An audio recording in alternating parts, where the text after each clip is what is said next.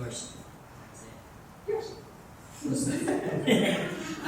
Dorsey eventually left architecture and became the first Zen master from Germany. And both of them are very fascinating figures who I look forward to reading more about in the future. Julia's unique combination of experience and the intersections of Frank Lloyd Wright and his Japanese influenced successors, and her attention to teacher-student relationships resonate with what is so special about this current exhibition. Drawing Connections, upstairs, is the fruit of a teacher-student collaboration. Walker worked with her students in rewriting Wright to produce this really beautiful exhibition. And it was really amazing that it was able to take place at the same time as another exhibition on Japanese prints, which is a coincidence that makes both shows, I think, all the richer. For me, this is what being at Binghamton and at this museum is really all about. Scholars using their expertise to teach in a materially grounded way, and then sharing that with the wider community. So Walker continues to share her research with the Binghamton community in today's lecture, which addresses the organic architecture of Frank Lloyd Wright, and I hope you can all join me in welcoming her.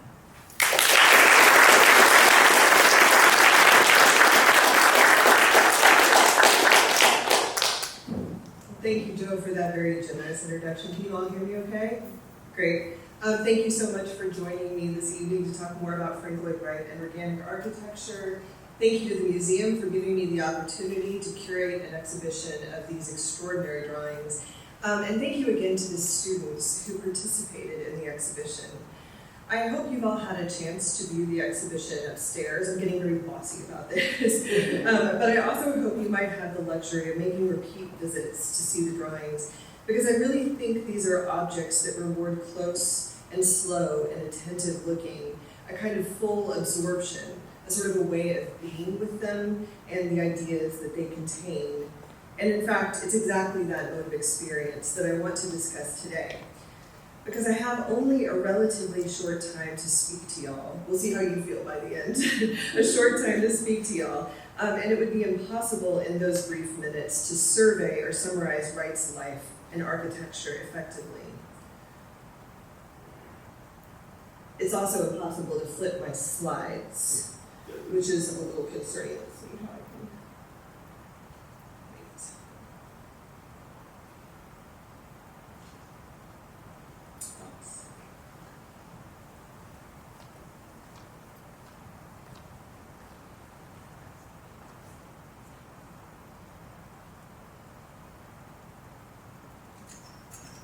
Like magic. Because we're talking about an architect who was famously, almost unbelievably productive, designing nearly 1,200 structures during a 7-decade-long career and actually building 500 homes with them. He was kind of insanely prolific. If you can, wrap your head around this fact. There are only 1,248 UNESCO World Heritage Sites around the globe, and 8 of Wright's buildings are on the list. And those are the ones I'm showing you here. There's hints that more are to come. And this is to say nothing of the furniture, the textiles, the books and magazines, the dinnerware, the stained glass, and so on that he also designed. And to say nothing of the fact that his life was so extraordinarily drama-filled that any biography of him reads like a ready-made Hulu miniseries. So today, I feel like what we need instead is a way in, a kind of lens through which we can focus on what matters within the protean range of his work. I want to talk about Wright's relationship with nature, which isn't to say very much really, because if you're here and if you recognize the name Frank Lloyd Wright, then you likely also know that his architecture is always inspired by and intimately linked to its natural setting. But today what I want to show you is that his work is more than that. It does more than that. And that what it does is accomplished through his theory of organic architecture. I want to convince you that it is that organic quality that brought you here today. It's what makes his work so enduringly meaningful to us. What I want to convey is that Wright's whole practice was conceived so as to provide humans with a platform that shows them how to behold nature, and how to love nature, and how to connect with our own humanity through nature. And his drawings, as we'll see, are an integral part of that practice. The earliest drawings in Wright's extensive archive date to his teenage years, but he began to draw in his early childhood, a childhood that has been much mythologized over the years both by Wright and by his many biographers. Not surprisingly, he's the most biographed architect in history.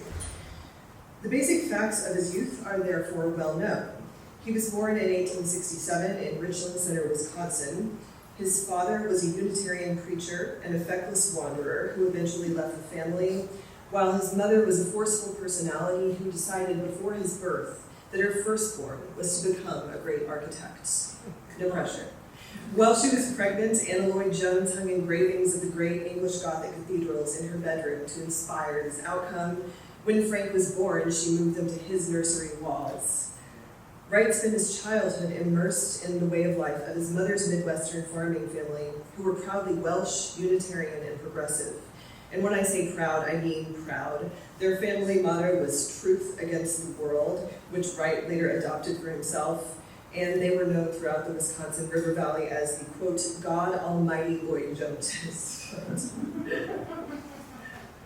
After visiting the Philadelphia World's Fair in 1876, Anna returned with a set of so-called Freudel gifts, spatial learning toys created by Friedrich Freudel, the German educator who created the concept of kindergarten, to give to her 9-year-old son. Wright later credited these as the literal building blocks of his early education in conceiving of and designing architectural forms. As he said, for several years, I sat at the little kindergarten tabletop and played with the cube, the sphere, and the triangle. These smooth wooden maple blocks, what shapes they made naturally, if only one would let them, all are in my fingers to this day. But his other source of education was the green rolling landscape around his birthplace. And if the Freudel gifts taught him how to design, it was nature that taught him what. He often informed interviewers that he was the descendant of a line of Unitarian ministers extending back to the Reformation in England, and a deep appreciation of nature was at the core of his family's Unitarian belief system. When I say deep appreciation, I mean both that Wright believed in a profound reverence for nature, and also that he believed that the deep structures of nature, its order, its patterns, its geometry, should be studied and understood as a path to God. He believed that a comprehension of how the divine expressed itself in nature would lead to, as he said, an America more in tune with the principles of the Creator. Not surprisingly, his family's Unitarianism rhymed easily with the American transcendentalism of Whittier, Longfellow, Emerson, Thoreau, and Whitman, and he recalled that his family would read these authors' texts aloud around the fire in the evenings, like most families. Wright considered himself a deeply religious person throughout his life. I believe in God, he stated unequivocally when challenged, only I spell it nature. The natural world, he believed, was the ultimate teacher and the corpus of the divine, the literal body of God manifest in the world, through which all knowledge flowed and towards which all worship should be focused. For Wright, the direct experience of nature thus had more to teach humans than any expression of organized religion. It was, as he said, the Word, delivered to us not through the dramatic testimony of winged angels, but constantly, steadily, from moment to moment, as the setting of our lives. And it is here that we start to understand what this theory of organic architecture, really more like a creed of organic architecture, meant to his creative formation. His autobiography, published first in 1932 and then expanded in 1943, begins with what he called a prelude, in which he described a snowy morning walk through the fields at the age of 9 with his Uncle John, who promises the boy that he will show him how to go. So, I quote, taking the boy by the hand, he pulled his big hat down over his shock of gray hair and started straight across and up the sloping fields towards a point upon which he had fixed his keen blue eyes. Neither to right nor to left, intent upon his goal, straight forward he walked, possessed. But soon the boy caught the play of naked weed against the snow, sharp shadows laced in blue arabesque beneath. Leaving his mitten in the strong grasp, he got free. He ran first left to gather beads on stems, and then beads and tassels on more stems, then right to gather prettier ones, again left to some darker and more brilliant, and beyond to a low-spreading kind. Farther on again to tall golden lines tipped with delicate clusters of dark bronze heads. Eager, trembling, he ran to and fro behind Uncle John, his arms growing full of weeds. In this passage, young Frank is enchanted with the frozen flora of the prairie, fully absorbed in the act of looking, but also moving, gathering, collecting the fragile pieces of beauty around him. In contrast, Uncle John forges straight ahead. When they reach the crest of a hill, Uncle John turns around to show the child the unfaltering line of his tracks in the snow, telling him neither to right nor to the left, but straight is the way. Around this stern path, Frank's footprints fall in scrolls and spirals. He writes, "The boy looked at his treasure, and then at Uncle John's pride, comprehending more than Uncle John meant he should. The boy was troubled. Uncle John had left out something that made all the difference." This passage is, of course, steeped in the influences of its time. In addition to its obvious transcendentalist ancestry, it's also a Victorian morality tale of virtue and hard work, a declaration of the necessary independent spirit of the modern artist, and a literary vocational moment where the author is summoned to his calling. But as a vocational moment, it's a strange one in a way that I think is worth pointing out. For in the moment of receiving his calling as an architect, the boy is neither building anything, nor is he looking at a building. Instead, he's beholding nature, and I use the word beholding here to mean more than simply looking. The child, Wright, is immersed in nature in a moment of full alignment, a moment we might call organic. As he would later explain it in the autobiography, quote, "He was soon happy in such knowledge.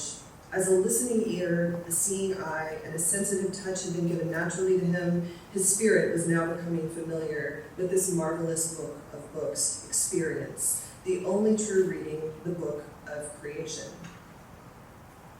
He later dated the origin of the red square that would become his monogram and signature to his experience wandering in these pastures. As he wrote, "Always he was the one who knew where the tall red lilies could be found afloat on tall meadowgrass. Where nuts and berries abounded, there he would be. The spot of red made by a lily on the green always gave him an emotion. Later, the red square as a spot of flame red became the crest with which he signed his drawings and marked his buildings." Surprisingly hard to find a picture of lilies in a field, red lilies in a clump in a field, and this was the first time I thought, should I learn how to use AI? It seemed like maybe that would be faster. Tellingly, he claims that he was not without architecture to appreciate in this pastoral landscape. He says, "The trees stood in it all like various beautiful buildings of more different kinds than all the architectures of the world. Someday this boy was to learn that the secret of all styles in architecture was the same secret that gave character to the trees." His natural education was therefore immersive, but his formal education was what we might now call, kindly, indifferent. He attended Richland Center High School, but there's no evidence that he graduated. He then attended the University of Wisconsin-Madison studying civil engineering, but he didn't earn a degree. Bored of school and ready to expand his horizons beyond his birthplace, it was at this point at the age of 19 that he decided to make his way to Chicago and find work as an architect. The city where he would eventually make his name was a highly specific environment in 1887. Only 16 years after the Great Fire had destroyed 17,000 structures across 3.3 square miles of the downtown area, the city was humming with the energy and capital of rebuilding. And not only did Chicagoans need to reconstruct their city, they also needed to reconsider how. There existed a pervasive sense that traditional buildings and building methods, by which was meant imported European ones, had failed the young city as the fire had ravaged through the wood frames of Chicago's masonry buildings, which had dutifully imitated historical precedent. The city's stately neoclassical, neo-Gothic, and neo-Byzantine buildings had all gone up in smoke, leaving a tabula rasa. Combined with the investment dollars pouring into Chicago's rehabilitation, at this point in the United States, there was no place more ripe for the cultivation of a new, wholly American way of building. Therefore, a budding architect with big ideas, limitless self-confidence, and next to no training could not have asked for more fertile ground in which to bloom. After working for several architects and scoping out his prospects, Wright decided to try for a job at the firm of Adler and Sullivan, who were currently in the midst of producing drawings for the Chicago Auditorium building. Then approaching the peak of his career, Louis Sullivan had earned a reputation as a true American original and even something of a renegade who was willing to overturn tradition in order to discover a true American architecture. At their first meeting, Sullivan suggested that Wright go home and prepare some drawings for his review. When Wright returned, he was hired on the spot and very soon elevated to the position of chief draftsman, to the irritation of his new colleagues, some of whom had been laboring for years in Sullivan's office. One of those drawings has survived, annotated later by Wright to read, "Drawing shown to Liebermeister when applying for a job." Liebermeister, meaning beloved master in German, was Wright's nickname for Sullivan.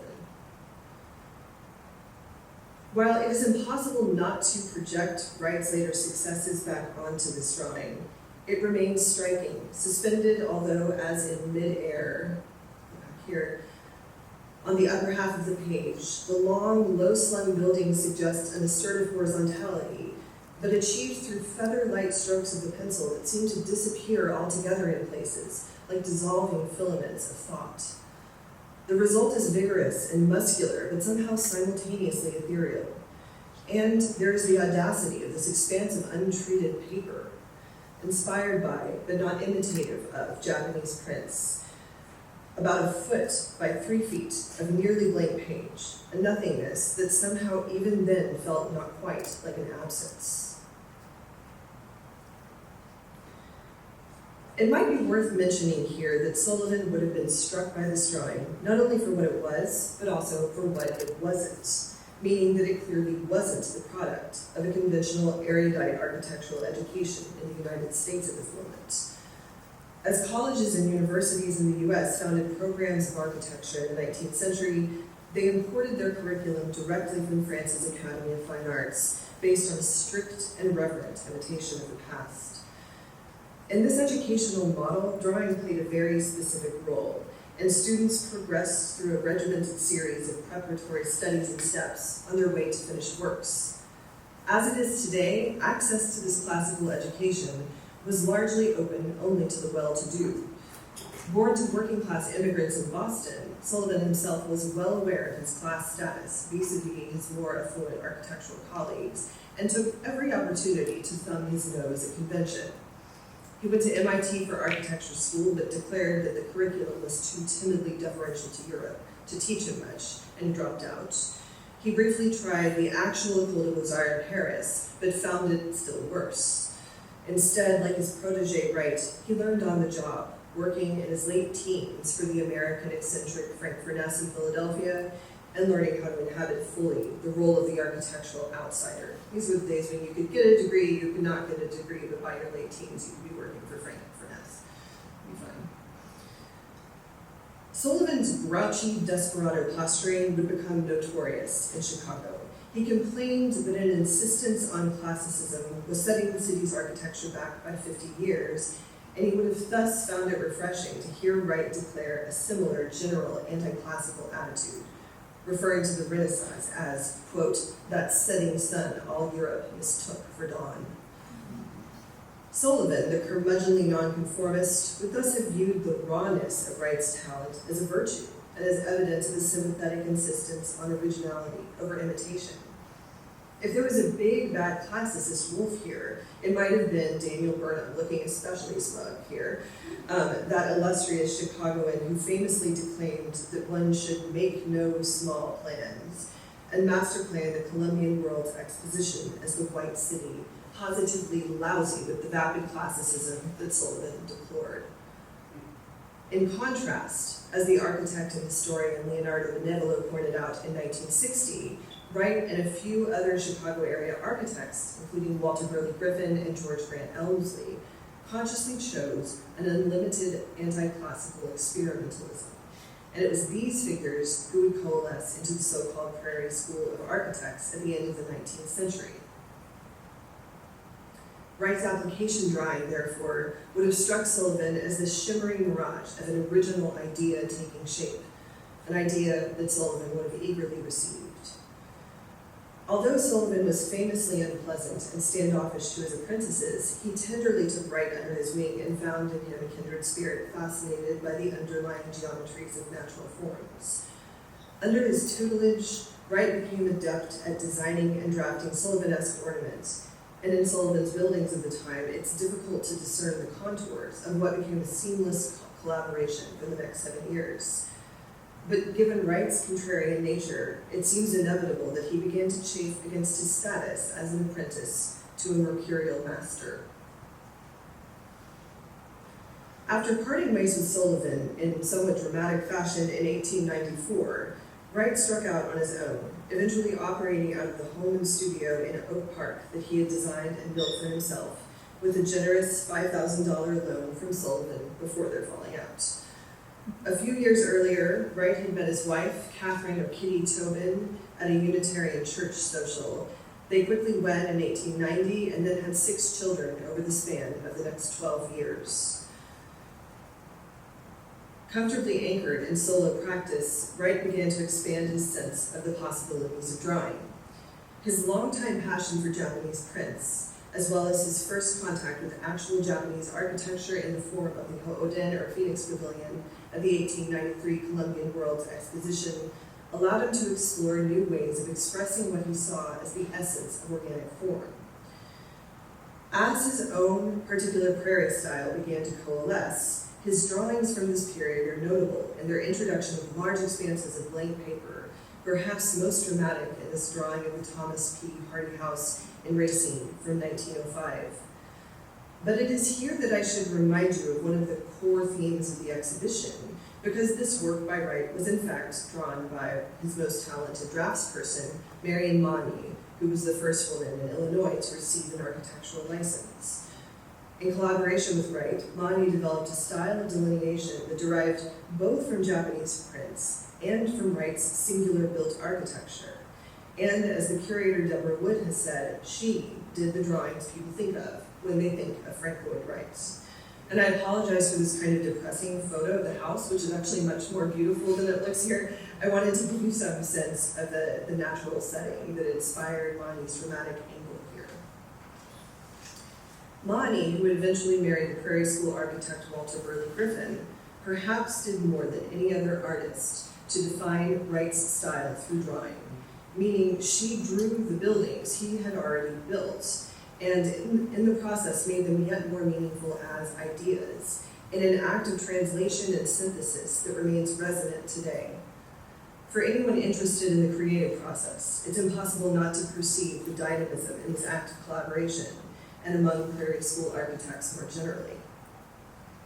There is every reason to believe that Wright and his Prairie School colleagues recognized that they were experiencing something special, a sort of creative ferment that depended not only on the density of artistic talent and energy in the Chicago area, but also on the vigor of its progressive political and intellectual context.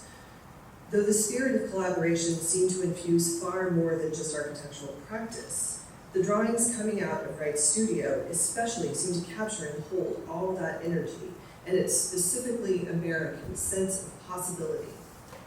And then, Wright pretty much blew it all up. In 1903, he had been commissioned to build a home for his Oak Park friends and neighbors Edwin H. Cheney and Mamie Borthwick Cheney.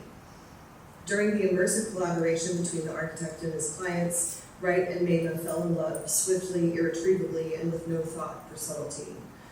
By 1908, to Kitty's utter consternation, they were openly involved, driving around Oak Park in Wright's roadster and appearing regularly in scandalized blind items in local newspapers. By 1909, the situation had become unbearable for everyone involved, and the star-crossed lovers left their spouses and their children, 2 for Mamie, 6 for Wright, and ran away to Europe together. Humiliated but stoic, Cheney quickly granted Mamie a divorce. On the other hand, Kitty refused to divorce Wright until 1922, in part to keep him legally obligated to his children. Perhaps needless to say, this episode negatively impacted Wright's career. A business that had for years depended primarily on private homes for sympathetic individual clients rather dried up after he absconded with one of their wives. Abroad in Europe, without work to sustain him either financially or creatively, Wright languished. When he was approached by a German publisher named Ernst Vosswood about publishing a folio of his drawings to be sold throughout Europe, where his work was still barely known, he leapt at the chance. The result was the fabled Wasmuth portfolio, containing 100 lithographs of his designs, approximately half of which had been drawn by Mani. Though scholars debate the portfolio's immediate impact on European architecture, some claim it hit like an earthquake, others say it was merely a pebble tossed into a pond already rippling from the impact of modernism. There's every reason to think that Wright, always hungry for recognition, would have been pleased at the reception. In Berlin, at the studio of Deutscher Werkbund pioneer Peter Behrens, work stopped for an entire day when the folio arrived, as eager young apprentices clustered around a drafting table to exclaim over the delineations. By a sheer twist of fate, 3 of these apprentices, then all in their early 20s, would later become well known to posterity. Charles-Edouard Jeanneret, soon to rename himself Le Corbusier, Ludwig Mies van der Rohe, and Walter Gropius, the founder of the Bauhaus, all happened to be apprentices in Behrens' studio, exclaiming over the Wasmuth portfolio. In drawings like this one of the Susan Lawrence Dana house, the spare draftsmanship and ample empty space highlighted the modern qualities of Wright's buildings, making their innovative forms and massing attractive to a European audience beginning to be familiar with abstraction. Wright hoped the portfolio would hail his triumphant return to architecture in his own country, as well as abroad. But unfortunately, yet harder travails lay ahead. By 1911, cast out from their community in Oak Park, Wright and Mema had returned to his birthplace in Wisconsin, and Wright had built a house and studio for them to live and for him to work. He called it Taliesin, the name of a legendary Welsh bard and the word for shining brow, referring to his position on the crest of a hill.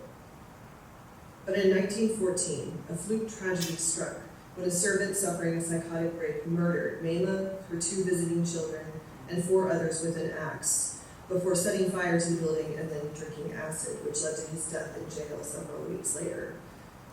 Horrified, devastated, and bereft, Wright took comfort where he had always found it, in the landscape and in the architecture he pulled out of it, as he began steadily rebuilding Taliesin in his grief.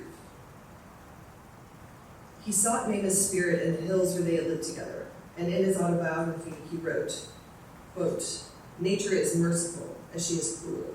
Anguish could not leave me until action for renewal, so far as it might be, began. Perhaps a new consciousness had to grow as a green shoot will grow from the charred and blackened stump." End quote. He worked tirelessly for over a year, watching the seasons change around him. By the time the green leaves of summer 1915 had arrived, Taliesin had risen anew on the brow of the hill overlooking the river. I think it is no coincidence that in the same year in which he was rebuilding Taliesin, Wright first used the phrase organic architecture in an article for Architectural Record, though he had used the word organic on its own in writings dating back to 1901.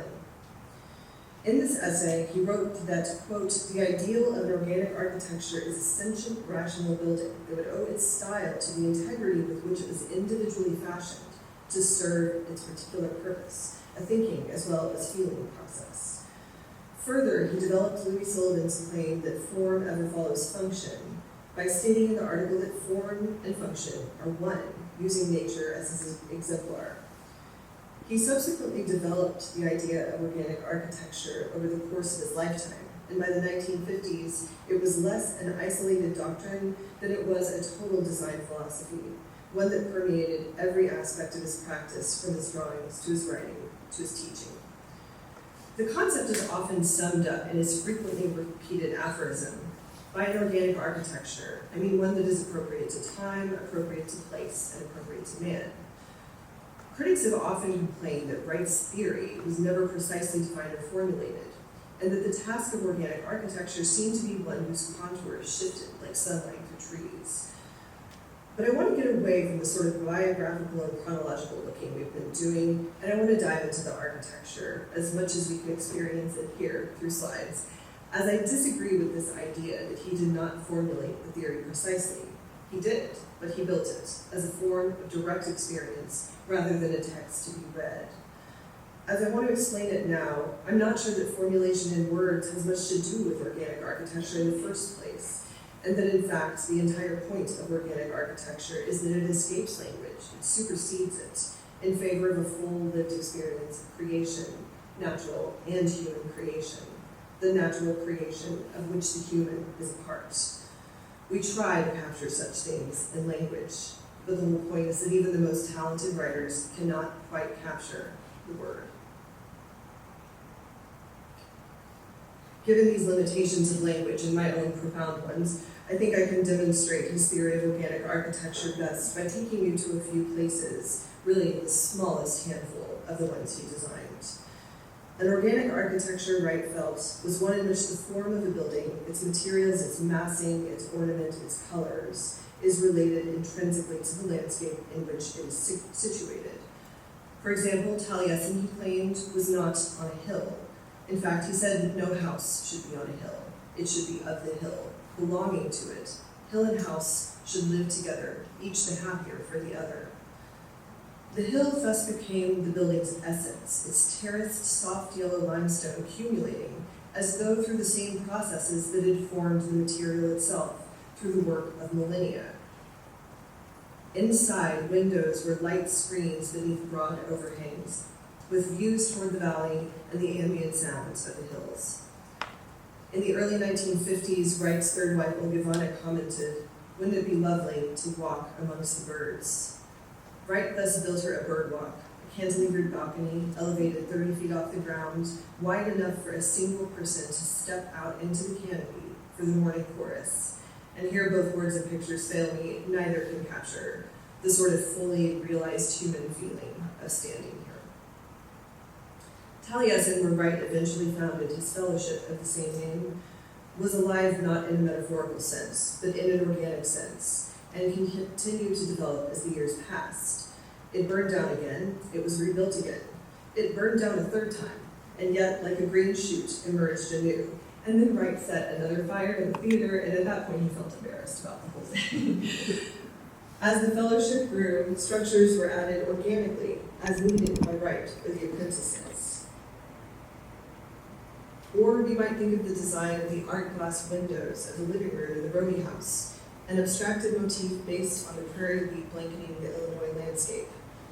Wright referred to his leaded glass windows as light screens, and they synthesize a range of sources, from Louis Sullivan's flat ornament to the works of the Vienna Secession, but none is more important than the Japanese shoji, which blurs the distinction between interior and exterior space and filters sunlight through a specific design, transforming ambient light from the general outside to the particular inside. The interior, sheltering an individual family, thus becomes unique among places on Earth, while also belonging to the collective American consciousness.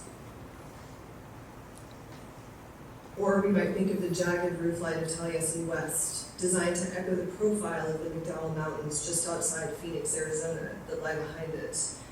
When Wright first arrived in Arizona in 1927, having been commissioned by Dr. Alexander Chandler to build a resort called San Marcos in the desert, this great drawing upstairs, he noticed first the way in which the desert environment was one of elemental shapes.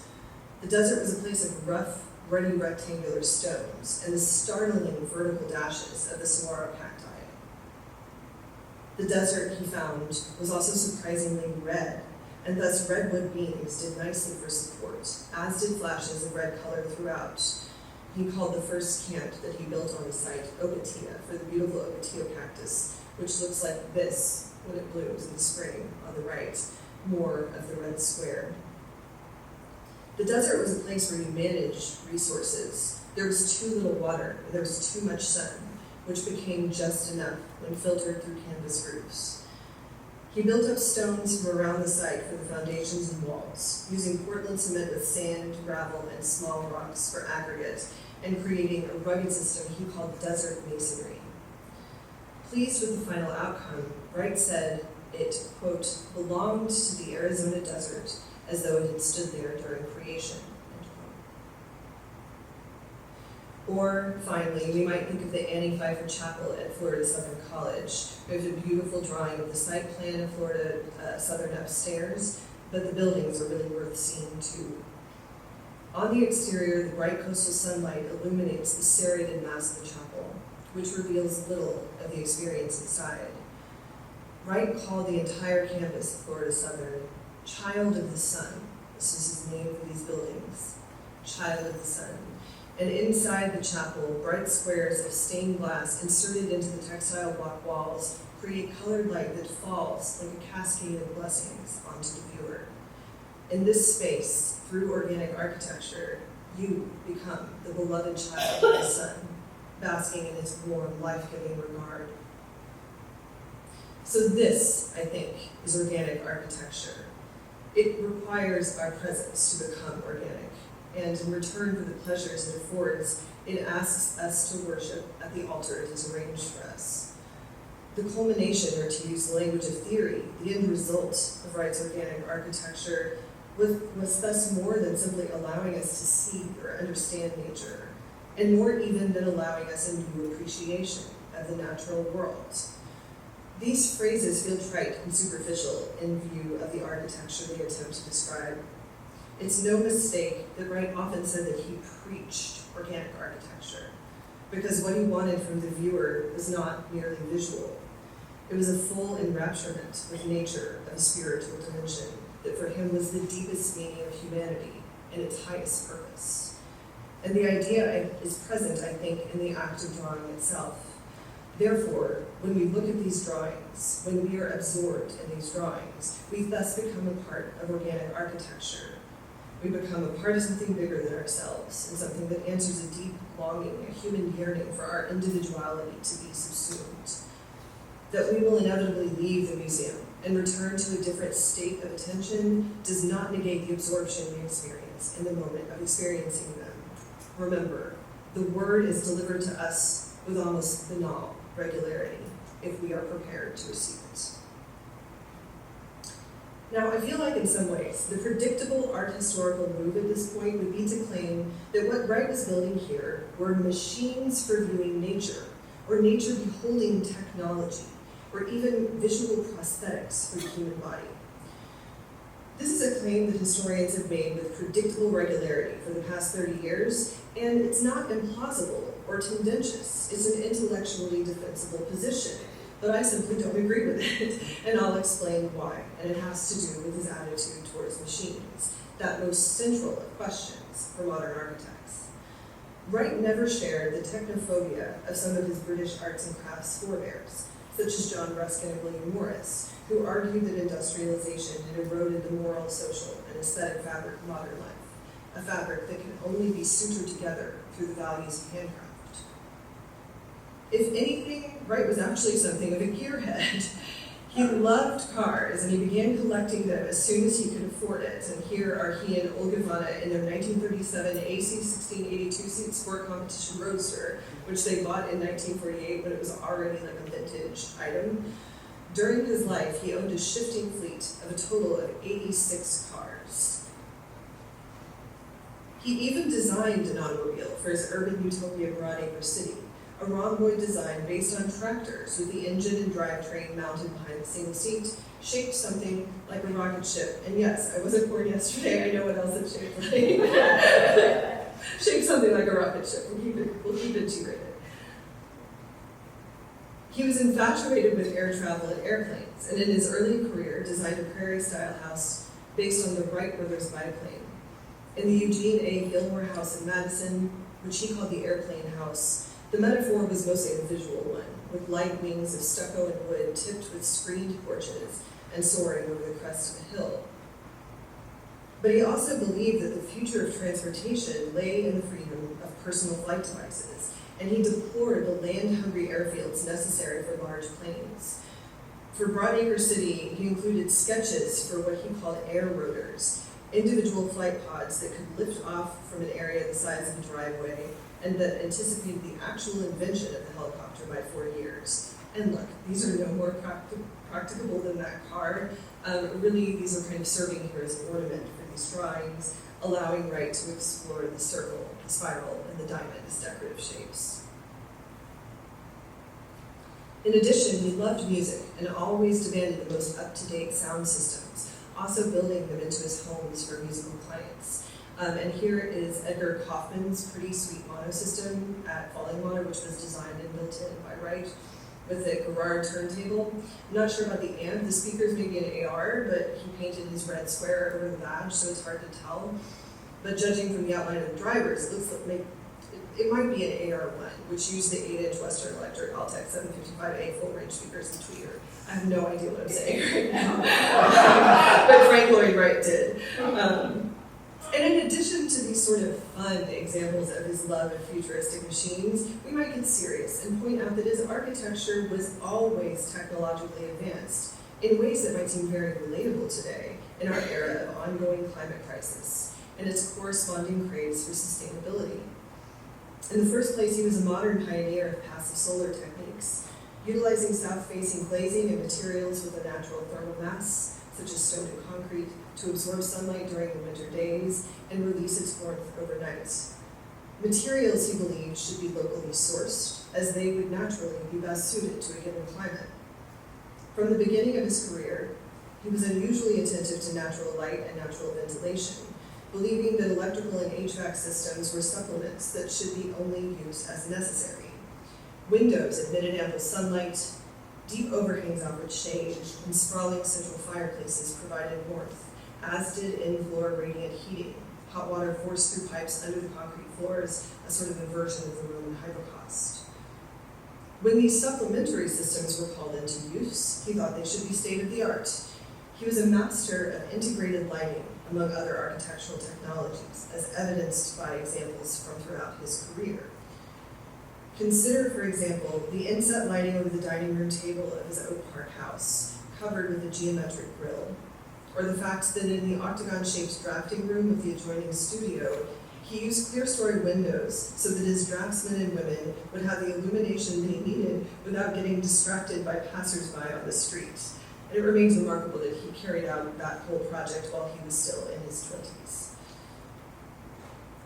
Or we might think of the worn globe lights at the Roby House, with wooden top screens, one of which you can see in the exhibition upstairs, that cast gentle shadows evocative of the geometry of grain husks onto the ceiling. In his later career, he developed ever more innovative means of interior lighting, such as the Taliesin lamp, mirroring the terraced formation of the building's stone foundations.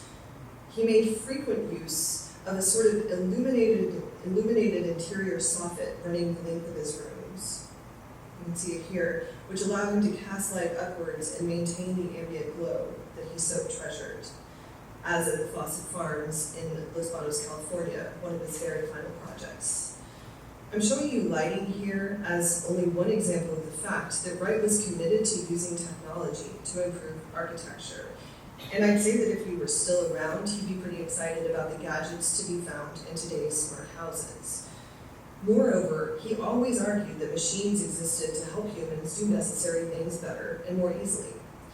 In his famous speech at Chicago's Hull House in 1901, published later as his often read essay, The Art and Craft of the Machine, he wrote, quote, "If the artist will only open his eyes, he will see that the machine he dreads has made it possible to wipe out the mass of meaningless torture to which mankind, in the name of the artistic, has been more or less subjected since time began." He argued that the machine was the instrument of a great simplicity to come, a, quote, "synthetic positive quality in which we may see evidence of mind, breadth of scheme, wealth of detail, and withal a sense of completeness found in a tree or a flower." Capable of eliminating the insignificant, the machine, subjected to human intelligence, could be a disciplining force and an instrument of truth. So the point here is that Wright not only recognized the utility of scientific advancement, he embraced it wholeheartedly. But to get at my bigger claim, to show why I do not think it is accurate or helpful to characterize these buildings as technologies, let me return to what I said a few seconds ago. Machines could help humans do necessary activities better, necessary activities, which for Wright were by no means those things that defined our humanity. It is necessary to build roads. It might be exciting to go up in a plane, but it is human to experience the meadowgrasses on a snowy day. Machines might even allow us to do interesting things, to fly like Icarus in a personal device, but they did not create the alignment of organic architecture. So finally, for Wright, machines were tools that should enhance our humanity, not degrade it. Machines were not to be our image of ourselves or the idol of our art. Why would we reduce ourselves to what he called the mechanization of building, when our human soul, made by the divine, had equipped us for so much more? We might also understand more clearly that Wright's architecture is not a visual technology for viewing nature or a visual prosthetic by briefly comparing it to canonical works of European modernism, which are those things. And here I'm showing you Le Corbusier's 1929 Villa Savoye outside of Paris, with its film strip of a ribbon window across the facade, translating the natural world beyond into something like cinema, and Ludwig Mies van der Rohe's unbuilt project for the Razor House in Jacksonville, Wyoming from 1937, which brought the German architect to the United States for the first time to build a house for the modern art collectors Stanley and Helen Razor. And in this photo montage, you can see how Mies envisioned that his slender steel cruciform columns would have outlined the spectacular prospect of the Grand Tetons, placing them inside his viewing frame, as though they themselves were a work of modern art hanging on the wall, or even a sort of precursor to the large screen television.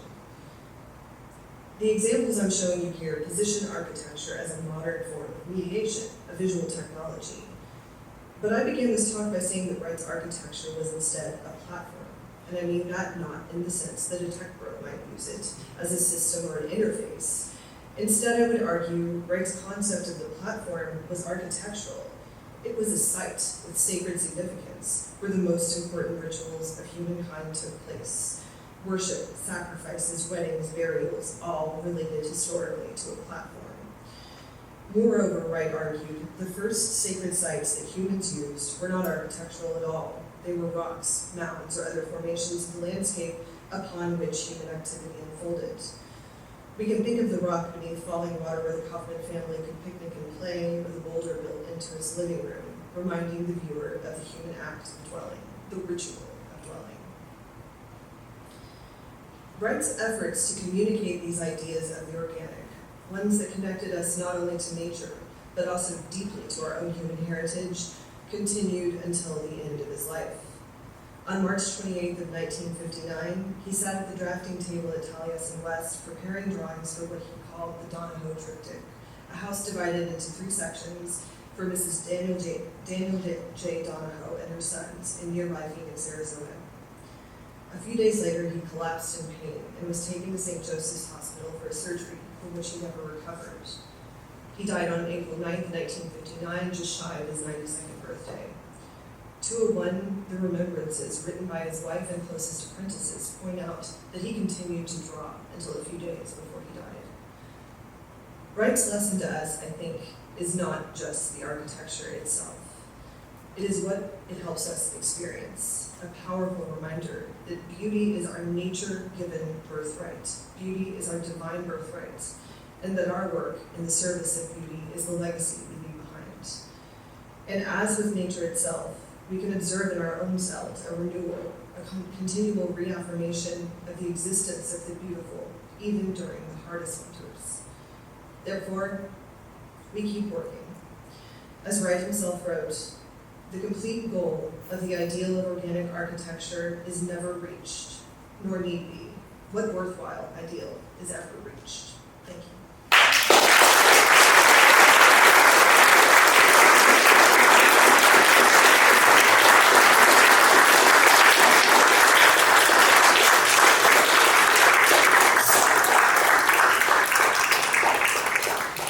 I'm happy to take questions if that's a thing. That's a thing. All right, great.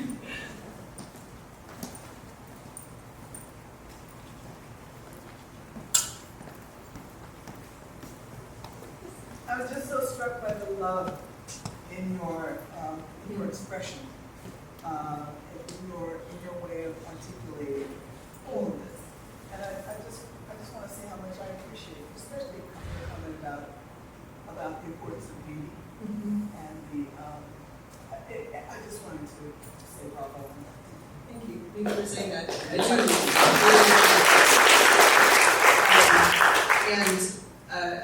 I'm ambivalent about the love because I don't think that it necessarily endangers objectivity. But yeah, there's. It does not. You know. Thank you.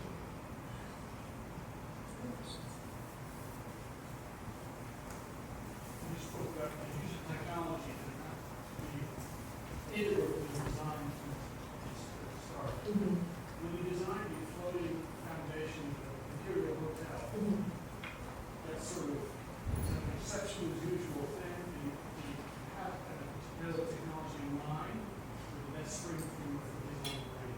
That was an interesting case, partly because, Wright was an American architect. He did very little work in other countries. So for a modern architect with his profile, this was not an international career. And so he had an idea of how those foundations were going to be built in the Imperial Hotel. He got to Tokyo. He started the building, and he realized that sandy, shifting soil, it was not going to sustain what he assumed he would build. But even more than that, he also recognized that there was an industry issue, that the builders, that the construction techniques, the different kinds of materials, that the completely different context meant that he needed to make adjustments that would suit that environment. And I think it was the first time that he recognized that those things were not a given, right? That the industry of building construction was itself not a given, and that kind of flexibility on his part was part of the art and part of the process. He's an interesting person because he really didn't like to share credit with anyone ever, but he was completely permeable. And so he got very close to some of the craftsmen that he worked with on the Imperial Hotel, and also some of the sort of master builders who then really inflected the design of that foundation. So we don't always read that, but it's there, these other voices, these other artists. None of these came from other people for that system? Yeah, absolutely they did, as most of his ideas did. Not most, many.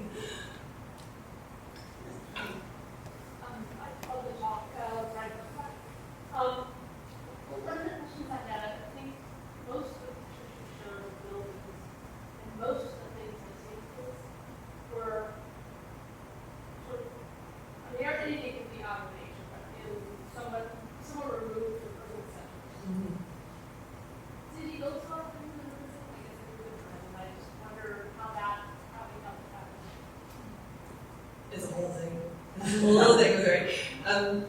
So he claimed he hated cities and disliked the idea that the natural way for humans to dwell was in density. He thought that was not true at all.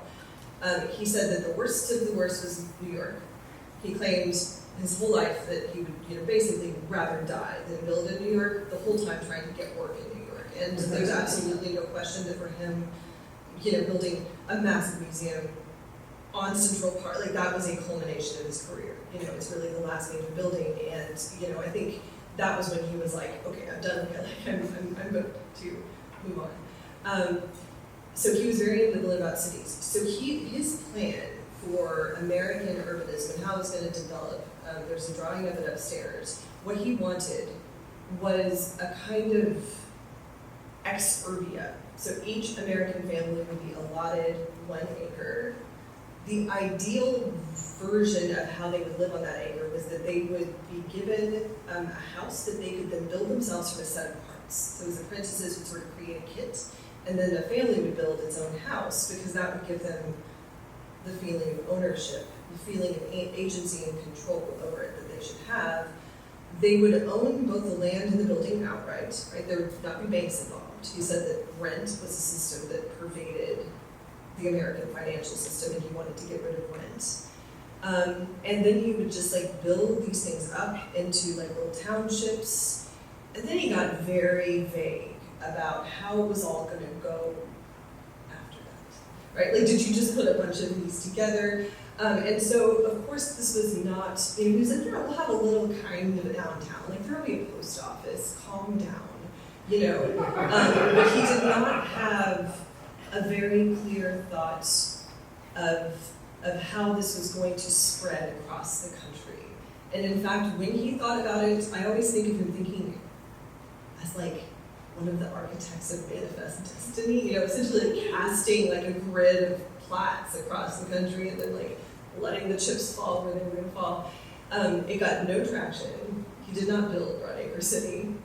No personal flying pods and no little cars either, so sad. But he also, I think, could not have understood how utterly environmentally devastating that would be. He loved cars. He loved the idea of being able to drive a non-short distance to see a friend. He thought that was a fun idea. So he never lets go of his hatred of density, and he does not waver on it.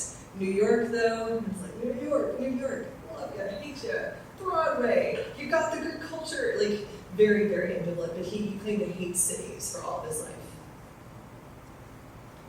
Yes? This is a broad question, but could you just say something about the career of organic architecture and what niche is alive with some issues from it? That's a great question, and also you could not be setting me up better right now, because, Wright's claim was that he was preaching organic architecture, sets up this fellowship, and has over his life 1,000 students who come to it. He always accepted women, big deal. I mean, it was a big deal, who made up about 10% of the students. And he said that what he was teaching them was to think organically. That was the practice, not to imitate Wrightian architecture, but to become their own organic architects. Now, then this became something that spread internationally. So one of the apprentices that I'm working on now, the Japanese architect Taro Amano, he called himself a prophet of organic architecture in Japan. And he thought that he was bringing organic architecture to the poor people of Japan who, had sort of had their moment with Wright during the Imperial Hotel, and then the master had gone away, and then people had started doing imitative stuff. And so Taro Amano was like, we need to renew our commitment to this. And when it works, I would say, dazzlingly. There's currently a huge show at the Art Institute in Chicago of the work of Bruce Goff, who's one of his most well-known apprentices, and whose work, look, you can find some Wrightian stuff in it in terms of the approach to the landscape, but he is not imitative at all. So when it works, it's an artist connecting with a place and doing that organic to time, organic to place, organic to man thing. It's supposed to be flexible. It's also supposed to be timeless, right? It doesn't become less modern based on technology, based on shifting industrial kind of realities, whatever. It renews itself, much like the earth itself. So organic architecture, and I think this is partly why he never says, here's the formula, right? It's supposed to be, it's a creed, So it's had a long afterlife, and in fact there are still really interesting architects working today who will say, like, I'm writing organic architects. That's what I do, that's my thing. Yes? Thank you, Julie, for your talk. It was amazing. I'm wondering what Wright would think about the conservation of this field. Because if we think of the organic, I think also decay, and probably because I'm looking at drawings now, the slides, I found this perfect intersection between the abstraction of geometry, patterns, or something eternal, and the very concrete natural environment in which these buildings are built. So I think I'm thinking this relationship more in terms of time than space, because nature is also changing, evolving. What is about this relationship after the building is done? Does the relationship evolve? It's a huge subject because Wright, like many modern architects, only thought he got concrete. Of course, this is like the most famous example is Falling Water, whose cantilever concrete trades, sag, crack, whatever, really expensive. restoration, and then people who are in the mood to do this sort of thing are like, he wasn't so hot, that Frank Lloyd, right? But in fact, this was really true of all modern architects. The Villa Savoy in the 1990s underwent, millions of dollars of renovation because the concrete wasn't kept up. We live in Binghamton. We know this. Moisture matters. And if you just let it seep into the concrete, eventually you're going to have some cracking. So Wright didn't always have a sense of how the more sort of modern of his buildings were going to age. He did better when it was brick wood, kind of very familiar materials. Conservation is a huge issue today, and it's one that one of the students in the seminar who was here tonight, Autumn Jacobs, wrote about really beautifully for the Price Tower in Bartlesville, Oklahoma, because it's a constant task to keep the buildings that need to be conserved. Some of them are in the ownership of the Frank Lloyd Wright Foundation, and those are like the big guys, the ones you know. Again, the guy designed 1,200 things in his lifetime. So there's also, I learned about a new Frank Lloyd Wright house about every day, every single day. I just learned about one in Santa Fe that was his only adobe house, and I was like, I should know that one. But it just got a sympathetic owner for the first time in 40 years. And so this owner has been pouring millions of dollars into restoring this house. It's been neglected because guess what? Adobe needs upkeep too. Like all the things need upkeep. So conservation is a constant, it's almost like a struggle. And now in our historical moment, we're so committed to it that it's hard to let any of this stuff go. It's hard to say like, hey, you can't win them all. We're going to let that Frank Lloyd Wright house just kind of fall by the wayside. So I don't know where the future is going. There was also a moment in history, especially sort of in the 1930s when his career was really suffering. A bunch of his buildings got destroyed in the 1930s. So like prairie style stuff. And so everyone looks back in horror on that moment. Like people did not seem to understand what he was. And so there's a lot of anxiety about this. Yeah, huge issue. My memories are a little hazy, but I thought they were modular homes in Chicago, made of prefabricated elements. Was that did he change his excerpt aesthetic, or was that for financial reasons he was add? No, not at all. I mean, he did. He prefabbed at a pretty small scale some houses because his dream was that he was going to create the Usonian home. This was like a portmanteau of USA and Utopia, Usonia. The Usonian home, it would cost $5,000 to build. You could either build it yourself or have an apprentice, a Frank Lloyd Wright apprentice, come and like do it for you. So some of those things got built. Density for him, Frank Lloyd Wright, he always is a skyscraper, right? He had very little use for dwelling in high-rise buildings. Yet at the same time, he didn't stop being fascinated with the potential of the skyscraper in a general sense, like as an architectural idea. He was like, it's a tree. It's the trees that I was looking at when I was a kid.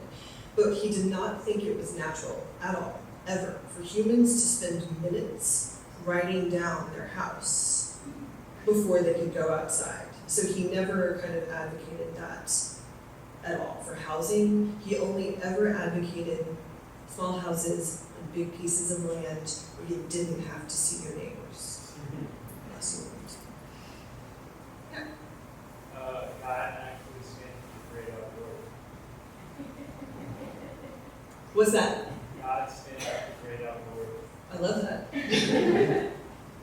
I love that. I believe in God. Only I call it the great outdoors. That's wonderful. Yeah. That's what you were talking about. You mentioned the inspiration that he was on a lot of modern architects in Europe. A couple decades into his career, given their kind of different goals, what was the relationship between Wright and organic architecture and modern architecture and vice versa? Mm-hmm. He struggled with Europe in the same way that he struggled with New York. And he used to sometimes say, I liked old Europe. He struggled a lot with modernist Europe because this, the emphasis on mass production that was so much a part of European modern architecture, he couldn't get into that. He could handle a limited run where his apprentices were going out and kind of working on things. But for him, the sort of idea of individuality in building overrode the convenience of mass production. And so he ended up having this really fraught kind of relationship with European modernists. He's always trying to get in good with them. He's trying to get into the International Style Exhibition at MoMA, and he's always trying to be like, I'm modern, like check me out, I'm super modern. And as you well know, that's why those drawings, the trio of drawings, like their look the way they do is to show just how modern he is. And yet, the lack of individualism, the loss of individualism was about, for him, the worst thing that could happen in architecture. It was not organic to lose contact with individual people. On the other hand, he would have these moments where he started to feel pretty good about things. So when Mies came to the United States for the first time, he stopped at Taliesin, and Wright was like pretty amped about this. He's like, I'm gonna give him a tour, but what if he doesn't like grass? And so they go on a walk, and Wright choreographs a walk, and they crest the hill. And apparently Mies, who was this really soft-spoken, reticent guy, became overcome. Okay, Wright told the story, so became overcome and said, oh, what a realm of beauty is here. And then Wright was like, that's right. So he liked some of the ideas of the modernists, but the placelessness of European modernism never feels good to him. Okay. So he liked to not only design the architecture, but the windows, the built-in furniture, all of this. And when I visited fall and autumn this summer, I was struck by the kitchen, which was clearly not designed with cooking in mind. And so I was wondering then about the Guggenheim and how he felt about Also not designed with cooking in mind. how he felt about sharing space with artists. Oh, Lord. Talk about another fraught kind of, I mean, famously a bunch of artists, including Robert Motherwell, they got together a petition asking Guggenheim not to build this design. It would be hostile to the art. It would make it more difficult to, hang paintings on the flat walls because there weren't any. It would also be an upstart, like it would be upstaging the art at every moment. And then this turned into an entire sort of debate among the artists in the city. Was this in competition with the art, or was this finally the sort of appropriate frame for the excitement of modern art? Wright didn't care about any of it because he was like, the art is the building. The art is the space inside the atrium. Enjoy the paintings. They're pretty good, but this is what we're going to do. And no real resolution there, and I think still today you get those people who go and say it's the worst place to see art, you get the curators who say it's the worst place to hang art, and so forth. Sorry, I had a question, but just because you were just talking about, is the best place to see the Homa a few years ago, because it was all of these spiraling upwards, and the fact that those two were together felt like fate. Sympathy. It was resonance, yeah. My question was, can you talk a little bit about the collaboration with students on the exhibition upstairs and what that was like? Absolutely. So this was a seminar called Rewriting Wright, and please take the time to pick up one of the booklets that you see up there, for which the students wrote the entries. But they also picked a work in the exhibition. We started calling them the Big Nine. They picked sort of a major work and then wrote a pretty in-depth essay about each of these works. And in those, as you'll see if you're kind of going through the exhibition, the students were pulling, there's so much to deal with here, you can't deal with all of it. And so they were sort of pulling out different related things to be considered. So as I said, Autumn's essay on Christ Tower talks about conservation, talks about the importance of having a good owner. Other students wrote about Mary Lonnie, for example, and the sort of role of gender in Wright's work, which of course is really important, and which we could do a whole talk about here. Other people wrote about organic architecture itself, and the students very much oriented their own projects. So I was a guide on that one, but definitely did not come up with that. That was their work, and it was extraordinary. You talked about all of the fires that you experienced and like how you thought about nature and the organic aspect of all of these buildings. I was wondering what are his thoughts on permanence and legacy and how that went into how he designed his new buildings. Yeah, that's a good question. It depends what you're at, what you are asking about when you say permanence and legacy. If the building is his, permanence. If the legacy is his, he cared a lot. He was very, very concerned with his legacy. And as he got older, I mean, and no, I would not say in an anxious way necessarily, but he would do these big exhibitions. And right before he died, he did a giant traveling exhibition called 60 Years of Living Architecture. It's a giant retrospective that went all over the world. And it really mattered to him that that exhibition would be on view in more than just like, you know, Phoenix or Madison, where he was well known. But on the other hand, and I think this is important, Frank Lloyd Wright might be durable, but he thought that nature was impermanent. Nature was shifting. Nature was a thing that changed. And so in a lot of cases, when nature began to act on his buildings, he took a lot of joy in that. And sometimes the owners of these places, you know, when they saw moss creeping up the side of the house or whatever, and he would say, "Isn't it wonderful?" They'd be like, "Not really." But he believed that nature was in sort of constant flux, right? This was the nature of this endless renewal that he was referring to. And I mean, he definitely, this is a little dismissive, and yet I think appropriate. He dabbled in Eastern spirituality. He knew a little bit about Zen. And so this kind of comfort or ease with change and impermanence, he felt was part of being organic. It was part of being aligned with nature. That's a good question. Thank you for this great talk, and thank you for making this connection information for us. And we had the chance to visit this exhibition with my little son, 6-year-old son, last week. And we came across a question together I wanted to ask you here. We still didn't quietly understand how Wright conveyed his vision and ideas to the interns or collaborators in his studio. Were there very quick conceptual sketches or deeply drawn with a high level of detail from the very beginning?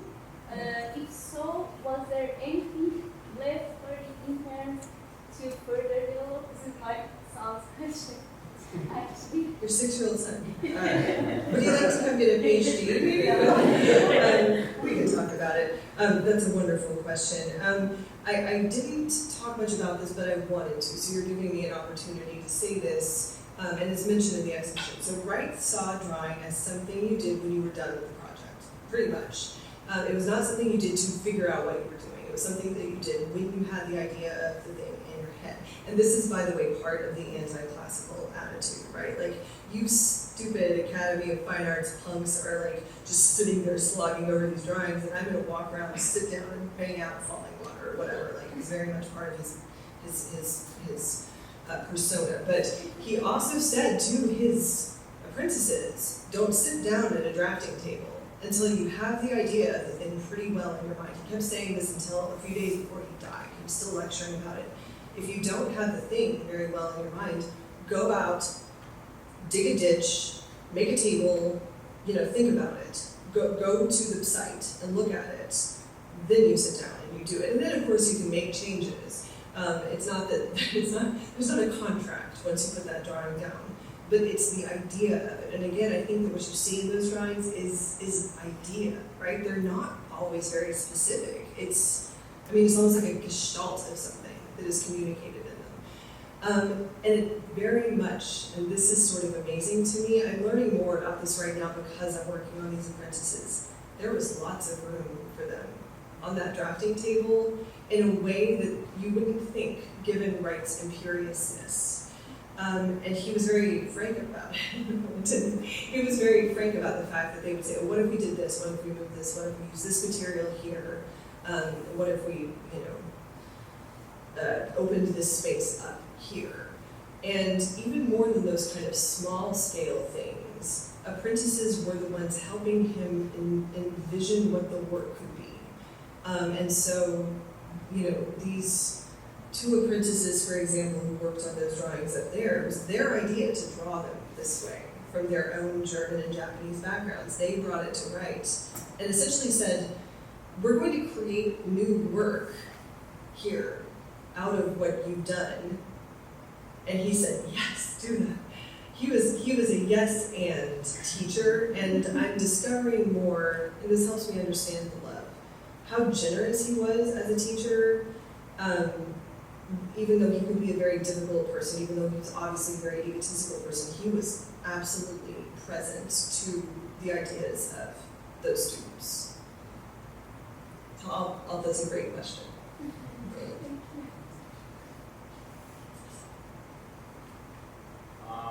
For me, it's easy to answer as a yes or no, or if it's just kind of way you can answer it.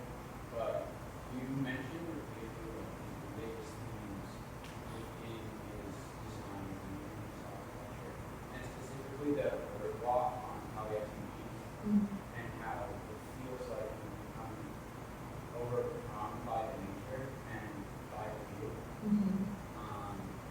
And I recently read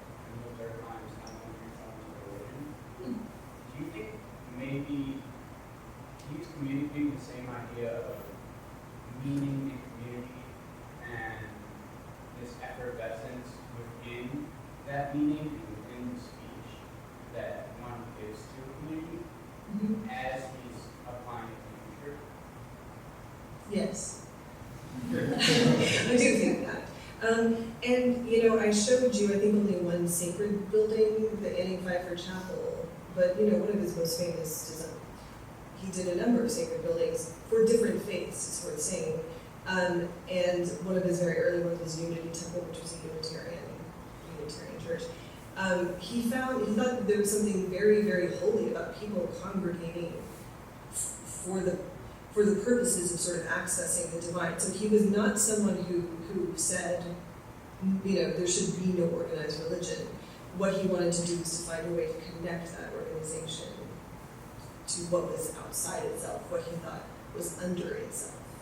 And he very easily found himself slotted into other religious traditions than his own. He did not struggle to feel that sense of the divine when he was a guest in someone else's synagogue or someone else's temple or something like that, because for him it was sort of was there.